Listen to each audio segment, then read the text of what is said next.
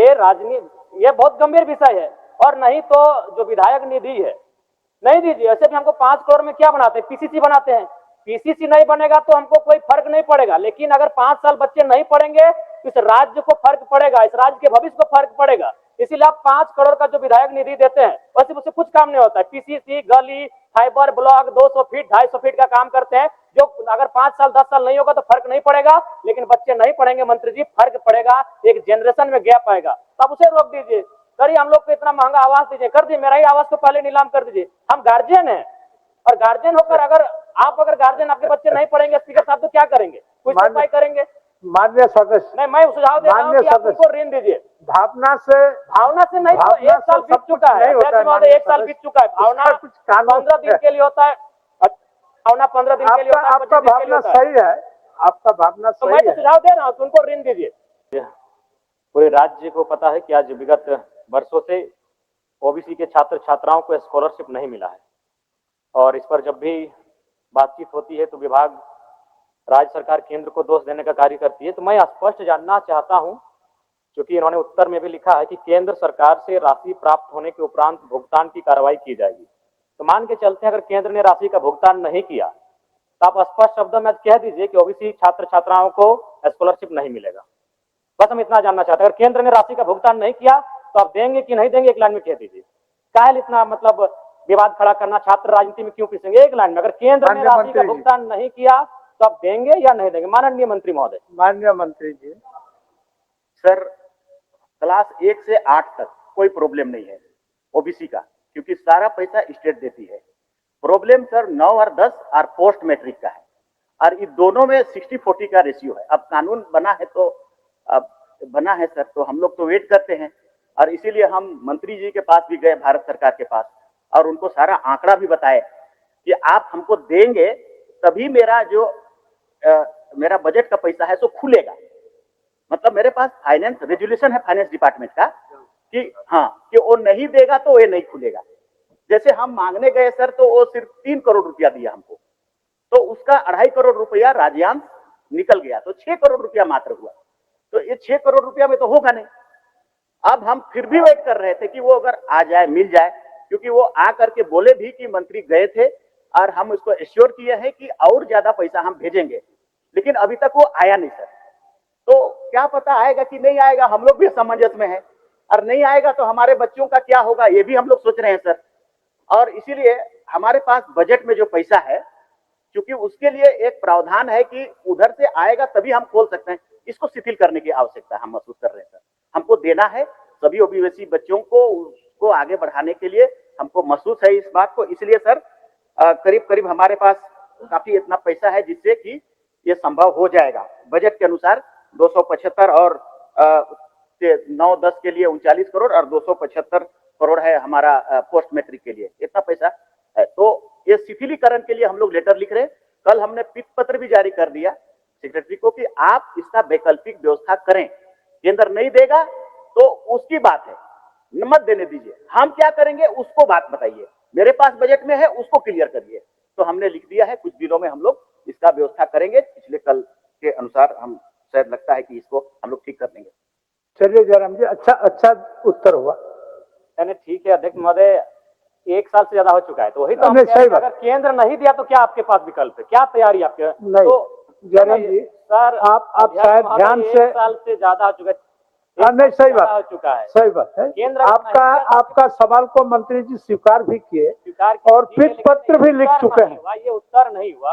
अच्छा, हम थोड़ा सा उनके आंकड़ों के अनुसार ही जानना चाहेंगे मंत्री जी से कि 2023-24 में कितना राशि स्कॉलरशिप के लिए भुगतान किया गया था 2023-24 में?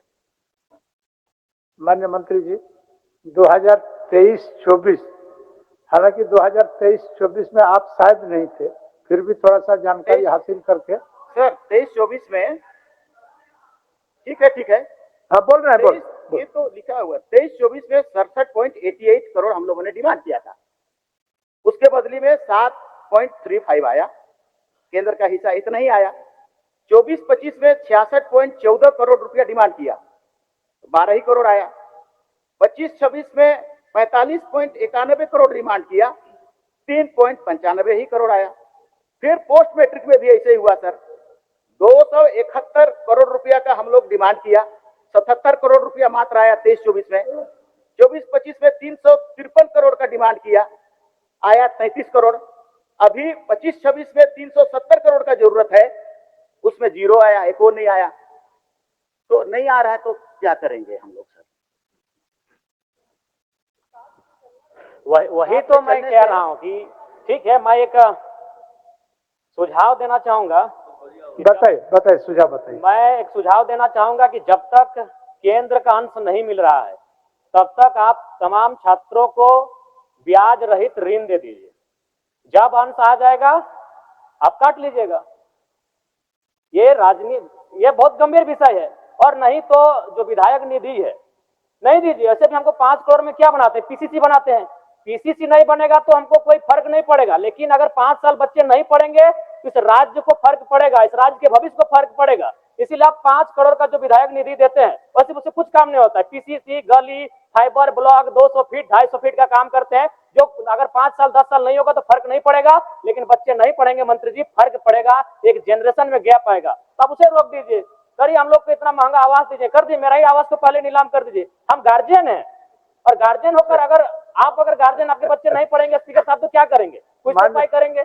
माननीय सदस्य, नहीं, मैं सुझाव दे रहा हूं कि आप उनको ऋण दीजिए। भावना से नहीं तो 1 साल बीत चुका है, 1 साल बीत चुका है। भावना 15 दिन के लिए होता है, भावना 15 दिन के लिए होता है। आपका भावना सही है, आपका भावना तो सही मैं तो है। सुझाव दे रहा हूँ कि उनको ऋण दीजिए, बिना ब्याज के ऋण दीजिए। हम सेंट्रल गवर्नमेंट क्यों बोलेंगे? हम एक विधायक, हम राज्य सरकार को बोलेंगे। कौन सा बोली हम सेंट्रल गवर्नमेंट बोलेंगे? चलिए, हम सेंट्रल गवर्नमेंट से डिस्कस करने के लिए नहीं आए हैं। हम विधायक, हम राज्य की सरकार से पूछेंगे, माननीय मंत्री जी, हम राज्य सरकार से पूछेंगे। बट बोल रहा है ये ऋण का बात नहीं है। हमने जैसा आपको कहा सर, मैंने क्या कहा?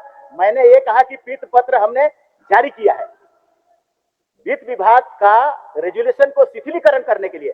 तो क्यों ऐसा किया? पैसा लाने के लिए। ज्यादा से ज्यादा, जल्दी से जल्दी पैसा आएगा, हम लोग डिस्ट्रीब्यूट करेंगे।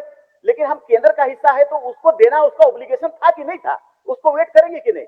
वेट कर रहे थे, नहीं आया तो अब हम अपना प्रक्रिया शुरू कर दिए स्टेट का पैसा देने के लिए। कुछ समय लगेगा, कर देंगे हम लोग। ठीक, कर देंगे। अध्यक्ष महोदय, इससे संतुष्ट थोड़ी हो पा रहे हैं। आप नहीं दिया केंद्र तो क्या करेंगे? वही एक लाइन बोल दीजिए। नहीं, हम कुछ नहीं, बोल दीजिए एक लाइन में कि अगर केंद्र का अंश नहीं आया तो राज्य के ओबीसी छात्रों को स्कॉलरशिप नहीं देंगे। जयराम जी, माननीय मंत्री ने बड़ी उदारता के साथ आपको जवाब दिया। एक मिनट महोदय, आदरणीय मंत्री जी से भी हम कहेंगे 1 साल से ज्यादा हो चुका है। हाँ, ठीक है, ठीक है। विलंब के लिए मंत्री जी को भी दुख है, तकलीफ है, और उन्होंने इसको भुगतान कराने की दिशा में वित्त पत्र लिख चुके हैं। एक नियम है, उस नियम को सिर्फ शिथिलीकरण करने के लिए। तो जैसे ही शिथिल हो जाएगा भुगतान करेंगे। बच्चों, हम बोल रहे हैं, तब तक ऋण दे दीजिए ना, बिना ब्याज पर ऋण दे दीजिए। अब माननीय मंत्री जी बताएंगे इनका विकल्प क्या है। माननीय मंत्री, देखिए ये गंभीर विषय है। क्या है? बिना ब्याज पर ऋण दीजिए, और जब केंद्र का अंश आएगा, जब आप स्कॉलरशिप दीजिएगा, आप काट लीजिए। सर, ऋण एक तो सरकार या विधि या विभाग बैठिए जयराम जी, सिस्टम से चलता है ना सर। अब वो ऋण कहाँ से आएगा? कौन जगह से, कौन फंड को हम देंगे ऋण? हमारे पास जो स्कॉलरशिप का चीज है उसी पर हम सॉल्यूशन निकाल सकते हैं। ऋण हम कौन वाला पैसा को देंगे? क्योंकि मेरे पास तो कोई पैसा है नहीं ऋण देने के लिए।